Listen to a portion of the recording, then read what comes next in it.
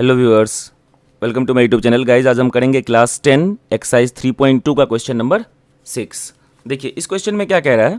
Question number 6 में कह रहा है कि given the linear equation this 2x + 3y - 8 = 0, right another linear equation in two variables such that the geometrical representation of the pair so formed is intersecting lines, parallel lines and coincident lines. Means कि एक equation दिया हुआ है और कह रहा है कि एक ऐसा इक्वेशन आप बनाइए खुद से, linear equation in two variables x और y में, यहाँ पे x और y दिया हुआ है, तो जिसका कि इसके साथ सॉल्यूशन क्या होगा, इंटरसेक्टिंग लाइंस भी हो।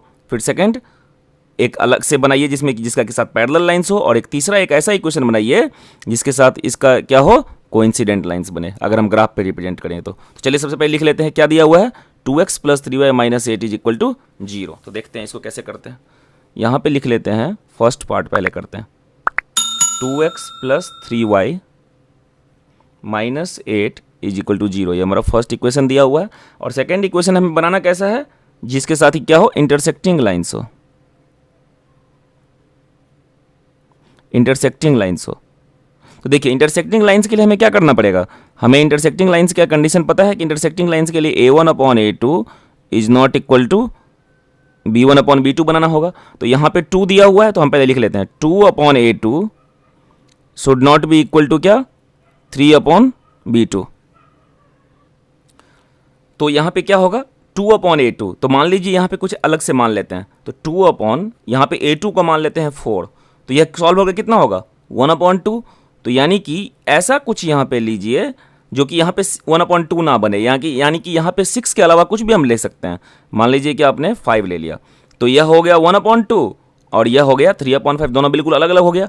तो इसके साथ वो लाइन क्या हो जाएगा, उसका आंसर क्या हो जाएगा इस इक्वेशन का, वो हो जाएगा, मान लीजिए कि यहाँ पे 4 लिया है तो 4x + 5y, और c हम कुछ भी ले सकते हैं, c के बारे में तो हम इंडिपेंडेंट है। यहाँ पे -8 लीजिए या +8 लीजिए या कुछ भी लीजिए, +3 4 कुछ भी। तो यहाँ पे ले लेते हैं, मान लीजिए कि +3 = 0। ये हमारा हो गया सेकेंड इक्वेशन। तो यही हमारा आंसर हो गया। वह इक्वेशन कौन सा हमने बनाया, 4x + 5y + 3 = 0। मीन्स हमें ऐसा होना चाहिए। तो यहाँ पे 2 लिया, यहाँ पे 4 लिया, तो यहाँ पे 6 लीजिएगा तो दोनों इक्वल हो जाएगा, इसलिए 6 के अलावा कुछ भी लीजिए तो इसके साथ इसका क्या बनेगा, इंटरसेक्टिंग लाइंस बन जाएगा। ओके, अब इसका सेकंड वाला देखते हैं। इसी में सेकंड वाले में क्या है, सेकंड में इक्वेशन तो वही है, 2x + 3y - 8 = 0। अब लाइंस कैसा बनाना है, पैरेलल लाइंस। लाइंस कैसा बनाना है, पैरेलल लाइंस। तो पैरेलल लाइन के लिए क्या होता है, a1/a2 = b1/b2। यानी कि a2 और b2 ऐसा लीजिए दूसरे इक्वेशन में कि दोनों इक्वल हो, but this is not equal to c1/c2। तो चलिए ले लेते हैं, पहला क्या है हमारा, 2/a2 should be equal to 3/b2 but is not equal to -8/c2। तो क्या लेंगे यहाँ पे, ध्यान से देखिए, 2/a2 तो मान लीजिए कि यहाँ पे 4 ले लेते हैं, फिर से चाहे कुछ भी ले लीजिए, 6 ले लीजिए, तो 2/6, तो यानी कि 1/3 हो गया, that is equal to 3/what, मतलब 2/6 1/3, तो 3/ कितना 9, हम जानते हैं क्योंकि 1/3 और 1/3 इक्वल हो गया। तो ये दोनों को हमें इक्वल करना था, और इज नॉट इक्वल टू 1/3 नहीं होना चाहिए कि -8/ कुछ भी आप ले लीजिए, यानी कि यहाँ पे -24 मत लीजिए। अगर हम -24 ले लीजिएगा तो ये भी कितना हो जाएगा, 1/3, फिर तो तीनों ही इक्वल हो जाएगा। तो इसलिए यहाँ पे कुछ और लीजिए, यहाँ पे मान लीजिए कि हमने ले लिया 2, तो ये -4 हो गया। तो यह 1/3 और यह कितना -4, तो ये बिल्कुल सही है, ये दोनों इक्वल और ये इसके इक्वल नहीं। तो हमारा a2 कितना लिया हमने, 6, तो हमारा इक्वेशन क्या बन गया, 6x + b2 कितना 9, तो 9y, और c2 कितना 2, +2 = 0। ये हमारा सेकेंड इक्वेशन बन गया। तो ये हमारा क्या हो गया, आंसर हो गया। इस इक्वेशन का ग्राफ और इस इक्वेशन का ग्राफ अगर दोनों को मैं प्लॉट करूं सिंगल ग्राफ पेपर पे, तो क्या हो जाएगा, पैरेलल लाइंस बन जाएंगे। ओके, तो आई होप कि आप ये समझ गए होंगे। अब इसका थर्ड देखते हैं, थर्ड पार्ट में क्या कह रहा है। थर्ड में कह रहा है, इक्वेशन तो वही है, कितना, 2x + 3y - 8 = 0। यह इक्वेशन हुआ हमारा। और लाइंस कैसा बनाना है, कोइंसिडेंट लाइंस, कोइंसिडेंट लाइंस।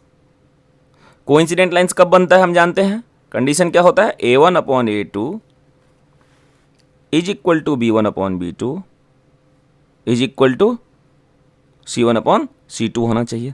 तो इसमें क्या है, 2 अपॉन A2 किसके इक्वल होना चाहिए, 3 अपॉन B2 के, और यह किसके इक्वल होना चाहिए, -8 अपॉन C2 के।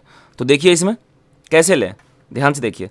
तो अगर मान लीजिए कि यहाँ पे हमने 4 ले लीजिए आप, 2 अपॉन 4 ले लिया हमने, तो यह यहाँ पे कितना लेना पड़ेगा, 3 अपॉन 6 ही लेना पड़ेगा।